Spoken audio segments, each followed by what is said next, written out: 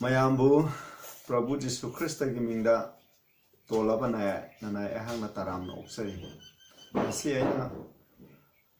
Lokotariba topic asidi Signs of the Times. Prabhu Jisuna Lakpagi Nakpa Asida Tolagadaba Kudam Singh Kudam Ama Kakang Gimaramda Duka COVID-19 Hadiba Sigi Maram da Equina Sidi Kara Bible Deki Equina Kara Yamunasi Uji Prithvi the Ladiba Kudima Prithvi Leba Kudinda COVID-19 Gimaramda Mi Pai the Baleba Amatanite Hadiba Sidi Karamna Nantokani have seen a missing Sina Lebaxing a Sina section Tapanki Alokanari Atuka Mipum Kudima Nasu Masiki Lena saying on the Nabidaba Haina Kurum than a lady. ꯑꯗꯨꯒ ꯃꯁꯤ ꯂꯥꯛꯄ ꯍꯥꯏꯕꯁꯦ ꯑꯩꯈꯣꯏꯗ date ꯁꯦꯟꯇꯦꯟꯁꯀꯨꯝꯅ ꯌꯥꯝꯅ ꯀꯤꯅ ꯂꯧꯅꯔꯤ ꯏꯆꯤꯟ-ꯏꯅꯥꯎꯁꯤꯡ ꯍꯥꯏꯔꯤꯕ ꯑꯁꯤꯒꯤ ꯃꯔꯝꯗ ꯑꯩꯈꯣꯏꯅ ꯑꯁꯤꯒꯤ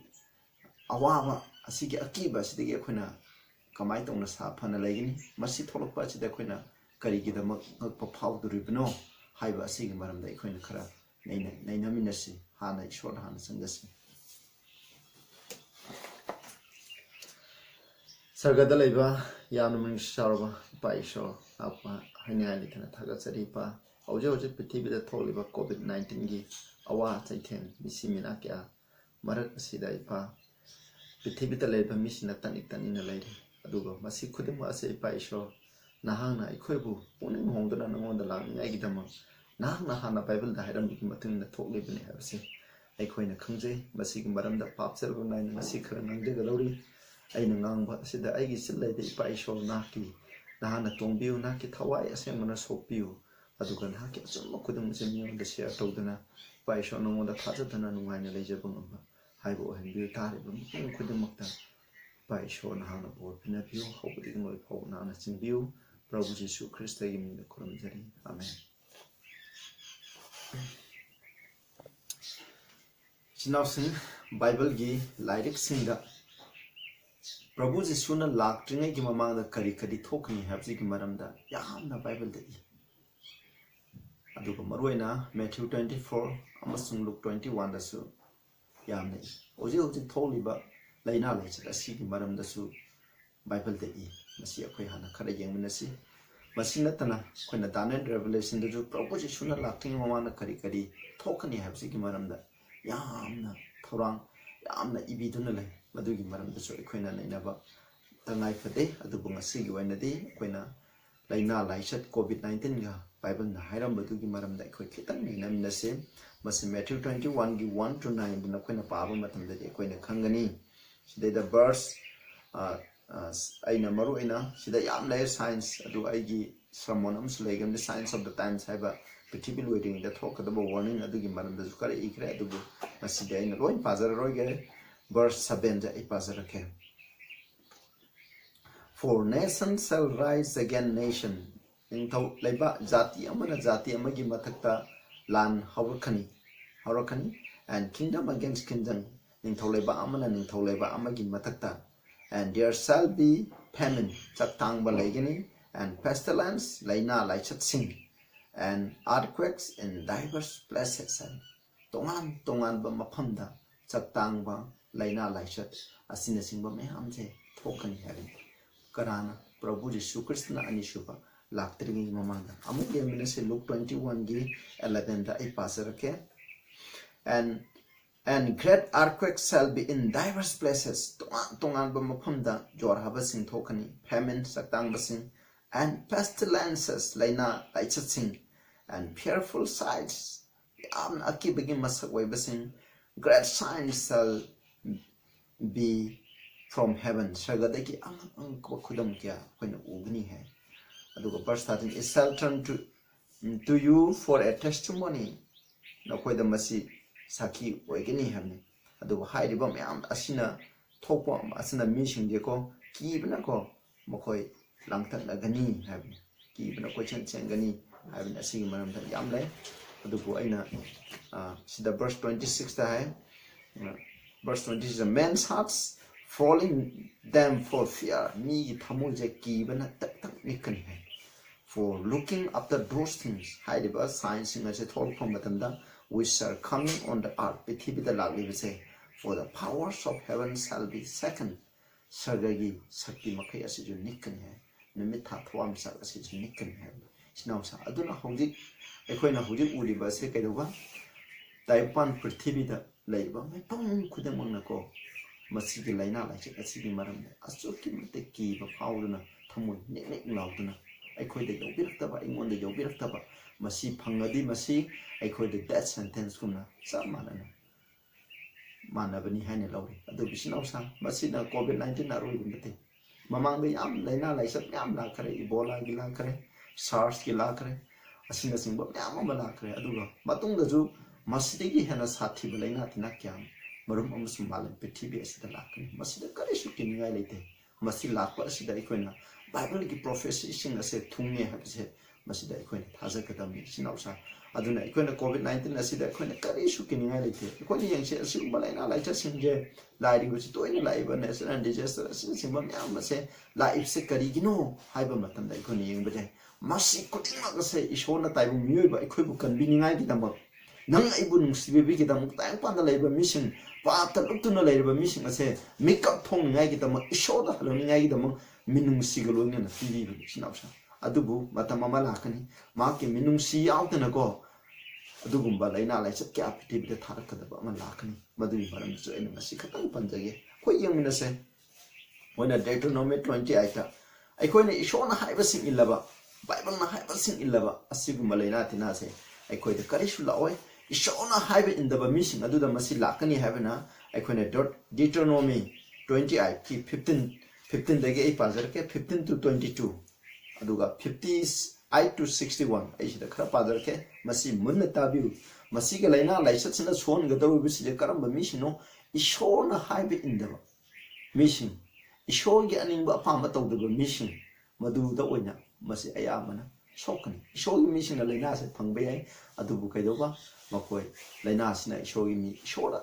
Tazana Hinkraba me, Amata Masig Lena Sina Mangaloy, Hide Lena Sinde, show the Minu Sigaloin and I quit the PB. Diamond Petit the labor mission get show you some becoming Agidama, show the Pun Hong Agidam Masilapani, Masidacone show was Honalite, Masikotamaki Paul as a true, I call you even as Hamzava, I quite a part of Wigidama, I among I had selling Agidama. Adum Balinani, a single and I say, shown the same banate, Masi Saitana, Sambani, have said Equina, Porapani have said Equina, Matang pudding Equina, Kaupansi, Adu Masi Topazina, me Kudingi, me Loyamutimangal, Sinosa, Masadigan Sati Balina, Mam, Jojic TB Nazu, Masin Nomada, TB Haliber, me Masin Kelson Haliber, me Masin, BP Strongness Haliber, me Masin Asina, COVID-19 na siyan ba mi masing di asukimati hele sinoption yang se ay pazar ke Deuteronomy 20:15 da sum hai but ay koi shona hai ba sing se koi na ta ba matam da shogi ya thang ching ching atra ba especially the including the 7 days sabat tare ni shuban mi se yauna shogi ya thang tara se ay koi na ngak ta ba matam da kani tholkani ham it shall come to pass asum oirakani if thou will not hearken unto the voice of the Lord thy God ishona haidiba ishogi Bible the pidi basin ishona ikoida pibi khraba ya thangching asina khoini indaba matamda ta daba matamda to observe to do all his commandment maki ya thang makai se ikoini indaba matam ataba matamda and his status adu maki pokta maki wenda thang which I command thee this day, I have a numit asida is that all these curses shall come upon thee, overtake thee. Hide in the Bamatanda, Masigis harps in J, no koi the lakani, Masina no koi kudum san can have these nosa. How do you quite a labor pretty? A sokimati patter, mean a converse, a sokimati patabangata, when a candunale, Madugi Dama Yang, Shona hive in the Bagi Karikari sharp lakani, hives Yamu Yang say, 15 da, she 16 go. 16 do I parakas Nangi Ladibus her adu sa pangani hai aduga Nangi labuksu sa pangani heaveni when a Taliban Mahimur to Sokoloi verse 18 the Nahaki Nasadi topo mahishin adusu Shonas hap the Ognian the fruit of thy land Nangi Hinkongi poto Lamdeki topo mahimurongsu Madu sa pangani the increase of thy kind Nakangi sasa labus in those sa pangani Sida curse shall thou be when thou comest in, curse shall be thou when thou goes out. Nang na imung da label su nang sa phangani imung dagi mapan thokpa matam su nang sa phangani have shona have in tamam tanda. Sida hai verse 20 da mu yang say, the law shall upon the cursing and vexation nakoida sa tauba thamoi wabado nakoida pigni and rebuke nakoi bu saigni in all that thou settest thine hand to do for to do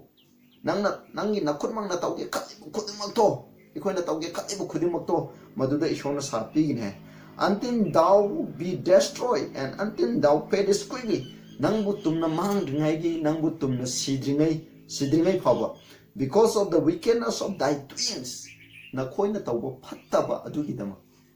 asi laiba myam se pithibida laiba lairiba myam je koina tauba phattaba dugi phone pujara pani sinausing masi koina ishobu maran sigidam whereby thou hast forsaken me karigino adi nangna ai thado ai koibu sembi ba ishor asi ai koina thado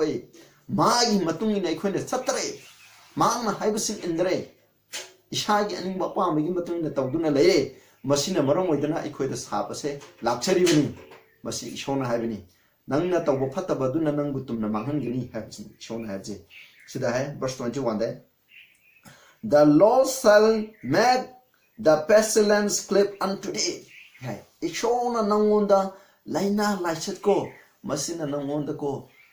adum napna duna layini hai nang loina duna laina laisa dai je nang loina duna dum laigini han loina gani nang ai loina duna laigini until he have consumed thee from of the land ai koina lairibal laibak adudagi nang che maru phangna ko sakthek tri phau maru phangna tuman ri phau laina laisa na na ka loina na laigini han whither thou goes to possess it nang na satlaga laigido bom phamdo hai ado hojiti akoi koina laibam pham basida kaido ba masi ki laina lai sina koi bu consume ta ne ne is not hai in the mission the Lord shall smite thee with a consumption nang bu sida yam lai 22 da consumption adi tv gumba laina lai sina na ha ku mangan gani with a fever lai hona with an inflammation ai koi na inflammation thokpa koi na sha mai hona sagatpa aso apal lai bidagi koi na sha da pongkhatpa apomba saraga loina apomba laina lai chana tauba asigumba je inflammation thokani ami with extreme burning kana yamna hainga laitana chakpa mai chakpa gumba adugumba laina khoina fever hai tare ko extreme fever adugumba sing oigani with a short adu the natana thang with blasting and with mildew they shall pursue thee with thee until you perish the laina tina yam dai hai basing asina na khoi bu mangan ta handri phawa masina na khoi bu inda gani ha masile khoi na dakshi kari sunan ngala nasi degi Deuteronomy ade nasi degi sahi listen aniga lising ani nate masi ngasi degi sahi lising manga ki mamang de irama ba lai ase Moses ki matam da go masi irama bani hana isona Israel masa singdu da hai krawne nakoi aina habi in the batara laina laichat mayam lakni hamni Israel singda ishona pigiba bo isho shap singa se ekoi do sulakani ekoi su Israel masa singumne in the matam da ekoi shap lakani morwaina Christian oiba koi isinau sing asida su khan lakani habse kaugumji masi puna makse karino ekoi mi oibana phattaba pap tawba ishorgi mamai da tin sichanba ishorbu khonggoinaba magi achumba sing ase khonggoinaba gi foloina masi lakani haibsi ekhoina kaugumsi amuk 58 chase masi noi yaragadi ko masi loina naina biu ishona haibe inbagi bor adusu masi Deuteronomy 28 father in khre aduga man haibe indabagi sap singju masi da father i khre amuk ai 58 par again if thou will not observe to do all the works of this law that are written in the book asigi lairik asida i khreban wanja thungsing ase yathang ta sing ase punama sena khoine indaba matamda that thou mayest fear this glorious and fearful name the Lord thy God nangi mapu ibungo ishora sibu nakhoina kidaba matamda nakhoina hangoidaba matamda nakhoina man haiba sing ase indaba matamda then the Lord will make thy plagues wonderful plague laina laisat nangonda lakadaba laina laisat se angakpa phangna na khoida laina laisat lakani habisne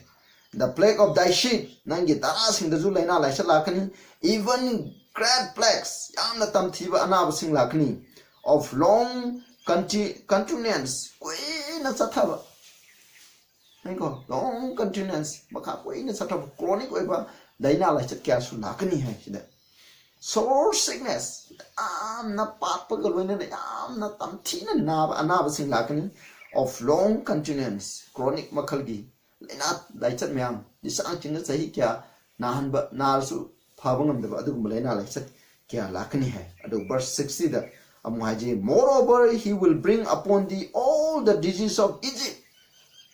Egypt lairiba misna nanariba laina laichat singdi na khoida loi lakani ani thaini ki matamda ekhoi Egypt ki mi singye asuki mati laina laichat lairem mokhoi ki pyramid sing mokhoi ki body sing yengma matamda TV ga je ko ngasidagi mokhoi ki sahi lising mari manga gi mamang di Egypt ki mi sing da laina laichat lairem mokhoi je ko asuki mati pap to ga mokhoi je aduna maro moidina mokhoi da laina laichat lairem hai ba sing ado mokhoi da lai ba laina laichat sing aduga hawjik pithibi da lai ba laina laichat sing khuding mo do ishona hai ba inda ba mi sing asida lakani hai which thou was afraid of nangna akibo oiba and they shall creep unto thee makoina hariba laina laisada sina nangonda ko namna duna laini 61 also every sickness every plague anaba khuding laina laisat khuding which is not written in the book of this law hariba lairik asida e khidaba laina laisat singchu lakani hai then will the Lord bring upon thee until thou be destroyed nakoi bu mangdri phawbo ko masigi laina laichat sing asi lakani hai chinaw sanga sidi bible na habse kya gi matik chumma ba ojit pithibi da laiba laina laichat myam se ke do ba ai koina to bo phatta ba du gi sap na matung ni dina khoina lapchari bun masida khoina shobu kashu warong ngai lete masi chinaw chung oji oi pithibi da mi myam oji phawbo da siri ba jang asi phawbo gi report ngasi date march ki tang ngasi phawbi manung da leide bese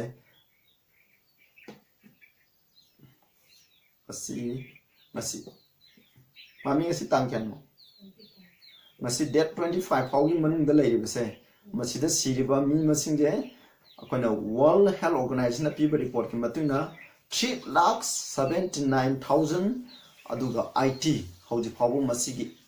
positive oiba mi masing asuk laigre aduga sibana 16,524 masing je sikre India da mi mapan sikre mi samli gi matakta hauji samli gi khara hena hoji na duna le masina pithibi hoji kan effect or China da problem khara pagare Italy da hoji asuk mati problem oi mi lising mari gi matakte hena lising ma gi mai una khona sikre isna asuk mati zirenda asuk mati siri isna sorry Italy da asuk mati yamna siri adubu masigi laina laichat myamna siriba mi singje karigino asiguma asiba yahdese karigino haiba matanga khoina khangde ishor gi judgment yu numit adu da khangani khara amadi makhoi gi pros of probation ishor da thamoi pining daba aduga ishor da puning song hongoi de bami myam su yorongani a khara amasu masigi laina asna siba taraga su makhoi sarga sakada bami khara su yorong bayai adubu aya mi singa diri karamba laina laichat singa sidi kanai gi damak no haiba matanda sap toba ishobu nungsidaba ishogi yathungching indaba mission adugi damak masigi laina laichat ase lakani hai masida ekhoi mission ki masjid ge hena tamthiba ju lakani masjid ge hena tamthiba laina laichat chu ishona pi kwali ga chobu warning di laina laichat lakpan sinate aduga amuk prabhu jesu krishna ek lakadabu ge mamangda prithvi da haida gadaba 7 plagues lai madudi amna tamthiba plague singni madudi akhona revelation 16 akhona 16 da papa matam da akhona phangani adu ishona masigi na tamthiba akhoida warning ama pi revelation masigi laina sina naba mi sing de loina norok sakani ha bible da leite adu revelation and warning ama pi haiba warning ase ta da mi sing adu loina norok sakada ba warning ama pi madu aina ngasi ai amtang pazarake ai gi mamani samon da su sem khre adubu mi sing da ai gi nungsirba chinau sing hindu chinau sing aduga lairiba prithibda lairiba jatsing khudimaki waina akan ba warning ishona pibi khrame masibu hena ki gidam ne revelation 14 gi 6 to 12 ta yawe adubu aina pajage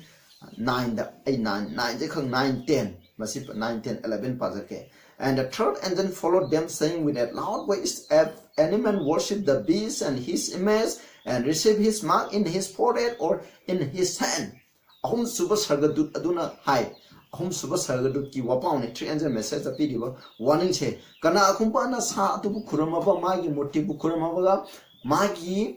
makto magi kudamdo magi marai bukta natraga makujeta panglabadi hai sida. And the smoke of their torment ascended up forever and ever. They have no rest day or night. Who worship the beast and his image, and whosoever receive the mark of his name. Magi mark sing ase phangba mi sing ado makoi di awaba phangani habni. Oh, in the verse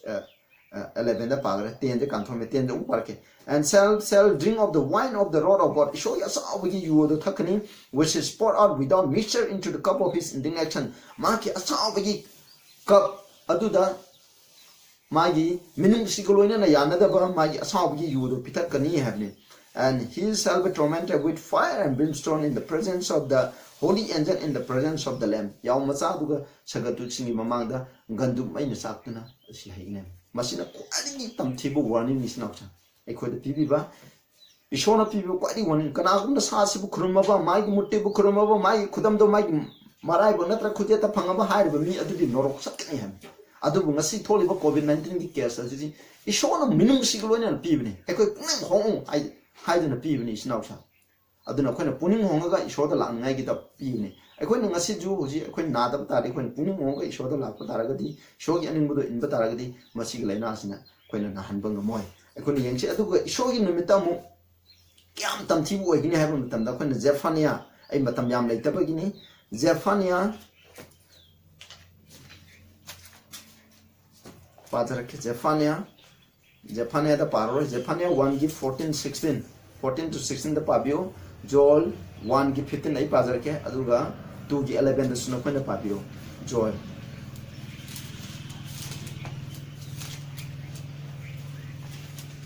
Joel 1 give 15 Sika Pazarake. Alas for the day of the Lord is at hand. Ishogi numitato nakare, as a destruction from the Almighty shall it come. Ishoding masi mang takpokoloin and lakani ham. Joel the Nakana Zephaniah 14 gi 16 day the Nakana Paragadi Sinehana Masi Yamna Tamtiba Yamna Asawi Dandi Pibigi Mantan begin the mini hanai. Sinausa Prabhu Jishuna Lakuin Side Papi Singita Mate quite them Tiban midway. Revelation 16 14 to 17 the Queen and Bombat and high when the minister the Papis in the cook the winning. It's totally my own the Lord Nahanagani sing the Salaga Surum the Salaga Lord Nahanagani Adu Lord Panamo. Nasim take when the COVID-19 they get the Queen lost up in now Adu be showing the middle of the day, pulling on the permission, Shona people wanting to hold the permission Adu the day, Lord Panamo. Adula Equina, Madugin, Aduda, Equina, Awavan the permission Adu the money that could you Yalgum say. Shona for the people promise. A million sheets option. When the COVID-19 not a captivity the line like lacre, Ebola care lacre, when an earthquake care talker, tsunami care lacre, hide by me, sing a cedar, is surely hide in the me, I'm a how we can see, man by 20 a day. Shona Maggie missing a civil, a sucking but they can be. Shona Maggie me over, hide in the mission a civil apple of his eye.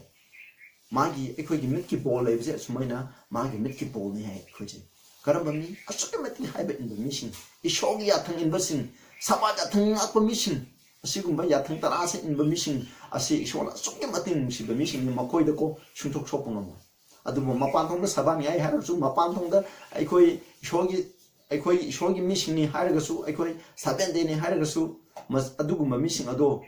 Shogi one would celebrate mission ado, must get naps in a pangway. Aduga, Nakoi Kanagum is announcing, Nakoina Kanga already, Kashukadi, Kangana, Shogi a trumba digimatun the Salaba mission Aduju, Masiga Nabsina, she won't follow it now. When the conquer Basumba did the Queen in sea, Quitamo showed a PC, she did Isaiah 41 gave 10 the high, she did soon high. Fear not, Kigno, for I am witty, and a quick witty hand. Karambamino, Ishona high in, but Ishona Macap on the putting in never missing at all. Tamoy, Mokoy Tamoida. मखोई थमोइदा लेबा फत्तबा मखै लोइना थादोक छबा पुनिम होंगा प्रभु जीसु Christ मखा पोंजरगा इसो नंगी थवाय असेंग पिबिउ नंगी थौदान पिबिउ नंग हाब सिंगे इनबिउ आई नाकी पांगनना खक्तगी मपान मसि इनबा ngमगनि हाना मखा पोंजरबा missing अदुदा हाय इसोना पिबा promise नि मसे सिदाय for I am thy God aina nahaki isoni I will strengthen thee aina nangu pangal hangani yeah I will help thee aina nangu mateng pangani ye I will uphold thee with my right hand ai yet thangba kuna nangu pangkhat pigani of my righteousness ai gi dharma chemba khut ki gena na khoi bu pangkhat pigani ne kare shu ki gnu ai khoi chu kare shu ki bi pho ai khoi ki ba phau ai khoi ne ki ba phau ba hai bu ai na ki ja ba phau ba ai isho ne ya da ba ai gi thamoi da pabyo khatuna leiri bra haib je khatane ai gi thamoi da pabyo khatuna leiri ba isho na pam da ba lei taragdi ai ki nya oi masi gi leina sina ai bu shopai ngam ba ya ngam gani sina sa adu bu ai gi thamoi da ai na khangba pam khai thado ba kari shu ki nya lite adu ga ai khoi na section thorang oi na khara di lokhat khatha ai khoi na mayam tinada ba adu ga mi singi leina pakpa mi singi marakta taita ba tongan leiu haib si khoi na ai na hojik lai bam pham sina mayam de ki tonga कोई यूं खक्तनी सी लेबजे kilometre मखाय मु मी की सी चलगा kilometre मु की चांग की अकोय the मी लेते कोई याम सिकपम फम इशोना रोय मतम the gate out of the city सरदे की थोको हाय अदुगी द मखोयना वाना सुवाना थबक सुरुगा कोयना नसी खरा हिंजरिबनी अदु मफम द यामना हवान छु सेंगबो मफम अमदा जिदाय अमदा कोय आई लेजरिबनी चिनावसिं अदुना कोय के शुकिनिंगा लेते अदुगा Psalms 46:1 God is our refuge ishode कोय की संगरनी and strength pangani a very present help in trouble aikoina wana khudong thip taba matna khudak yoina mateng pambi ngamba khudak ta mateng pambi ngamba aikoi bulaina tina khuding dagi ngakthok ngamba khudong thip ta ga da khuding dagi ngakthok ngamba je kana ishor ni hai aikoi gi ishor ipa ishor prabhu jesu christ je masina aikoi bu khudong thip khuding dagi matang khuding da juk khuding da magi mission bu ngak chenduna laklai nasi ju ngak chenduna lakni habsni aduga proverb I think that the name of the Lord is a strong tower ishor gi ming habse yamna kanba tower ni hai lighthouse gumba tower kanba mina thugai ba ngamda ba adugumba dani the righteousness running into it that much emba mission masida gentle and is sabai mabu khudong thiba thokda ba khuding dagi kan thopi ekhoju ishor gi mingda Prabhu Jishu Christ जे कंदी मपुने हैने लोक्सलबा माजे प्रभु जीशु Christ जे आइगी कंदी मपुने हैने लोक्सलबा आइगी पाप खुदे मुक्त होजि मंगोंदा पिरगा संगबा मतंदा he will save us माना इखोब कंदी गनि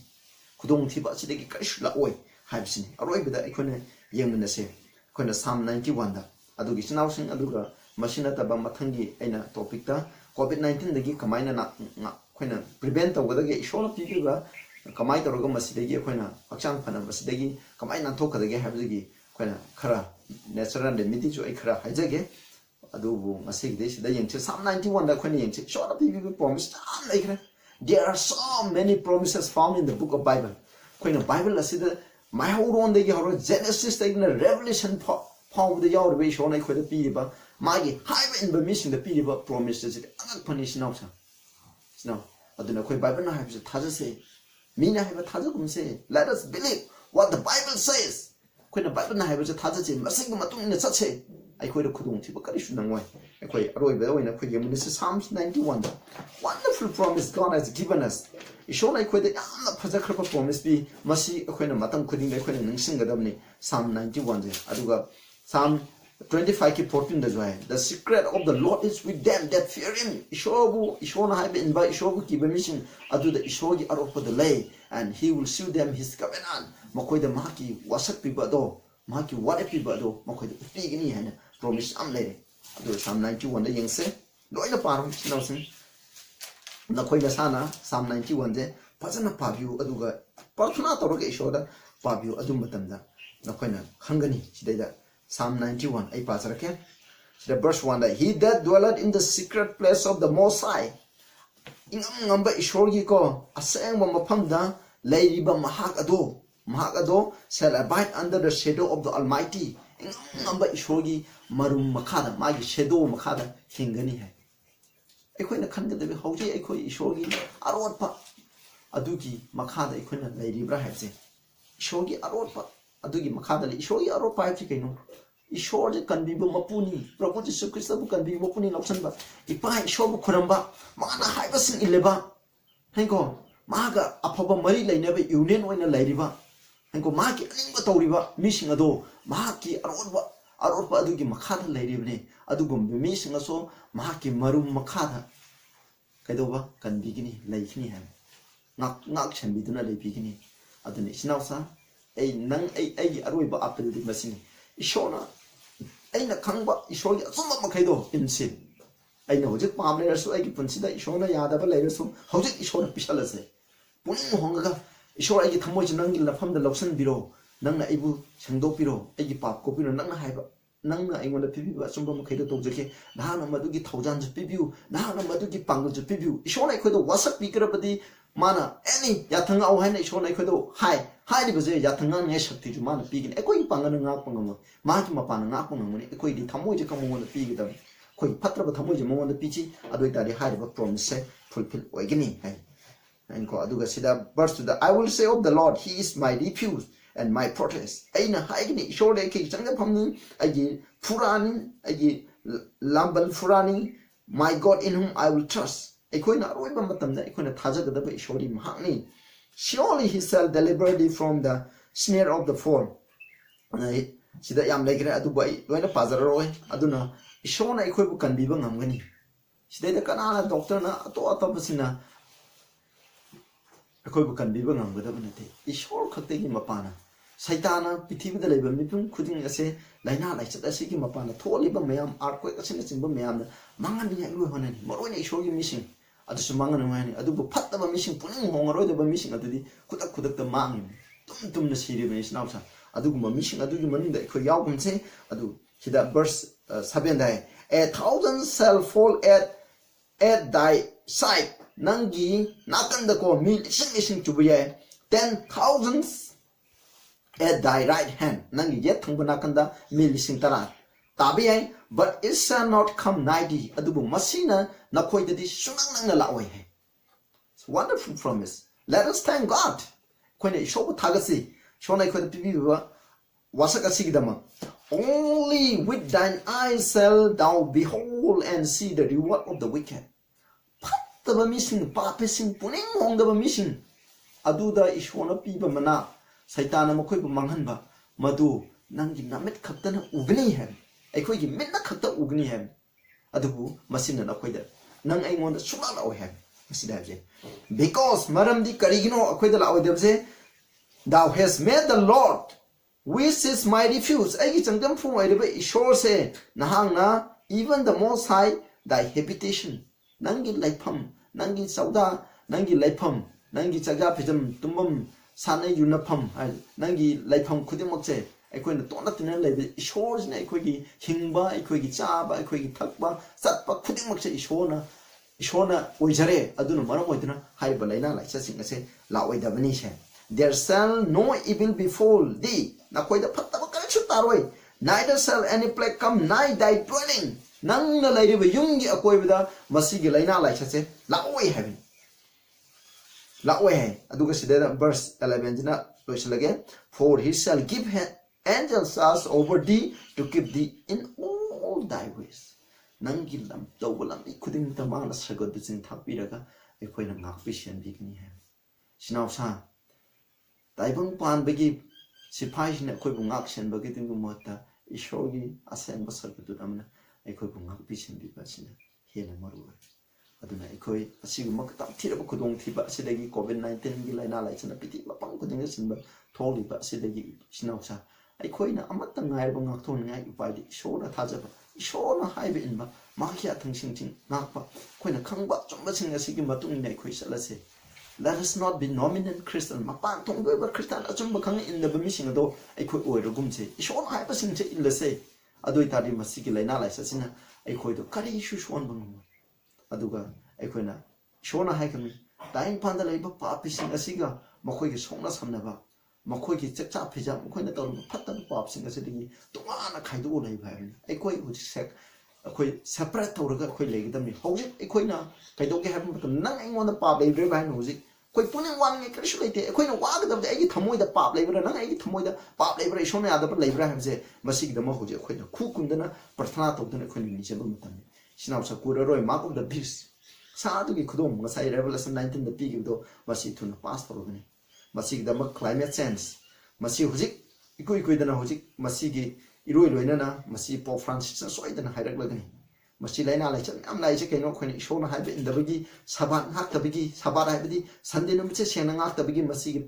phattaba phol khudim se laibini haina man maran sirka ishogi saben de sabar ngai ba mission asida maruina maran sirkani nang ngai jo aduguma mission adugi manung yarogadi ishogi yenga base khoi aduguma mission adu oirakani masi choi dana tholakadaba ꯑꯩꯈꯣꯏꯅ warning ꯏꯁꯅꯥꯎꯁꯥ ꯑꯩꯈꯣꯏ ꯏꯁꯣꯔꯗ ꯊꯃꯣꯏ ꯄꯤꯁꯟꯖꯤ ꯏꯁꯣꯔꯅ ꯍꯥꯏꯕ ꯏꯟꯁꯤ ꯏꯁꯣꯔꯗ ꯄ꯭ꯔꯊꯅꯥ ꯇꯧꯒꯦ ꯑꯩꯈꯣꯏꯅ ꯂꯩꯁꯤ ꯑꯗꯨꯒ ꯏꯁꯣꯔ ꯈꯪꯗꯕ ꯃꯤꯁꯤꯡ ꯑꯗꯨꯁꯨ ꯃꯁꯤꯒꯤ ꯆꯥꯟꯁ ꯑꯁꯤ ꯂꯧꯁꯦ ꯃꯁꯤ ꯕꯥꯏꯕꯜꯗ ꯍꯥꯟꯅ ꯏꯗꯨꯅ ꯂꯩꯈ꯭ꯔꯕꯅꯤ ꯗꯤꯇꯔꯣꯅꯣꯃꯤ 28ꯗ ꯍꯥꯟꯅ ꯏꯗꯨꯅ ꯂꯩꯈ꯭ꯔꯕꯅꯤ ꯍꯥꯏꯕꯁꯤ ꯃꯤꯉꯣꯟꯗ ꯄꯤꯔꯒ ꯃꯤꯉꯣꯟꯗ ꯍꯥꯏꯕꯤꯔꯒ ꯃꯤꯁꯤꯡ ꯑꯗꯨ ꯄꯨꯛꯅꯤꯡ ꯍꯣꯡꯅꯕ ꯏꯁꯣꯔꯒꯤ ꯋꯤꯠꯅꯦꯁꯁꯤꯡꯒꯤꯗꯃꯛ ꯑꯩꯈꯣꯏꯅ ꯄꯤꯖꯤ ꯌꯥꯝꯃꯤ ꯃꯁꯤ ꯄꯤꯇꯤ ꯃꯐꯝ ꯈꯨꯗꯤꯡꯗ ꯑꯩꯈꯣꯏꯅ ꯐꯦꯁꯕꯨꯛ ꯑꯗꯨꯒ ꯌꯨꯇ꯭ꯌꯨꯕꯇ ꯃꯐꯝ ꯈꯨꯗꯤꯡꯗ COVID-19 ꯃꯔꯝꯗ ꯏꯗꯕ ꯂꯩꯇ꯭ꯔꯦ ꯁꯨꯃꯥꯏꯅ ꯇꯧꯗꯅ ꯑꯩꯈꯣꯏꯅ ꯍꯥꯏꯔꯤꯕ ꯇꯟꯖꯥ ꯑꯁꯤ ꯂꯧꯔꯒ ꯏꯁꯣꯔꯒꯤꯗꯃꯛ ꯁꯥꯈꯤ ꯂꯧꯁꯤ ꯍꯥꯏꯕꯁꯤꯅꯤ ꯑꯩꯈꯣꯏ ꯏꯁꯣꯔꯗ ꯊꯃꯣꯏ ꯄꯤꯁꯤ ꯄꯨꯛꯅꯤꯡ ꯍꯣꯡꯁꯤ ꯍꯥꯏꯕꯁꯤꯅꯤ ꯇꯥꯕꯤꯔꯤꯕ ꯃꯌꯥꯝꯗ ꯏꯁꯣꯔꯅ ꯕꯣꯔ ꯄꯤꯕ ꯑꯣꯏꯁꯅꯨ ꯄ꯭ꯔꯦ ꯇꯧꯁꯤ